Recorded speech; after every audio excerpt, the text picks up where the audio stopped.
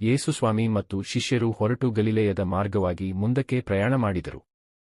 ಇದು ಯಾರಿಗೂ ತಿಳಿಯಬಾರದು ಎಂಬುದು ಯೇಸುವಿನ ಇಚ್ಛೆಯಾಗಿತ್ತು. ಕಾರಣ ತಮ್ಮ ಶಿಷ್ಯರಿಗೆ ಪ್ರಬೋಧಿಸುವುದರಲ್ಲಿ ಅವರು ನಿರತರಾಗಿದ್ದರು.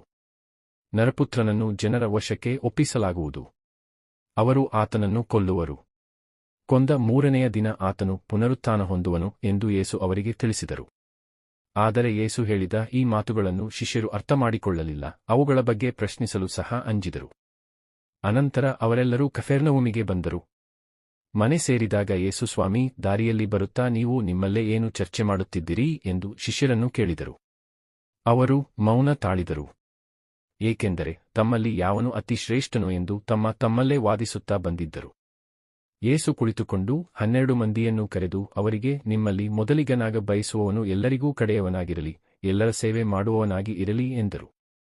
ಅನಂತರ ಯೇಸು ಒಂದು ಚಿಕ್ಕ ಮಗುವನ್ನು ಕರೆದು ಅವರ ನಡುವೆ ನಿಲ್ಲಿಸಿ ಅದನ್ನು ತಬ್ಬಿಕೊಂಡು ತಮ್ಮ ಶಿಷ್ಯರಿಗೆ, ನನ್ನ ಹೆಸರಿನಲ್ಲಿ ಇಂಥ ಮಗುವೊಂದನ್ನು ಯಾರು ಬರಮಾಡಿಕೊಳ್ಳುತ್ತಾನೋ ಅವನು ನನ್ನನ್ನೇ ಬರಮಾಡಿಕೊಳ್ಳುತ್ತಾನೆ, ಯಾರು ನನ್ನನ್ನು ಬರಮಾಡಿಕೊಳ್ಳುತ್ತಾನೋ ಅವನು ನನ್ನನ್ನು ಅಲ್ಲ, ನನ್ನನ್ನು ಕಳುಹಿಸಿದಾತನನ್ನೇ ಬರಮಾಡಿಕೊಳ್ಳುತ್ತಾನೆ ಎಂದರು.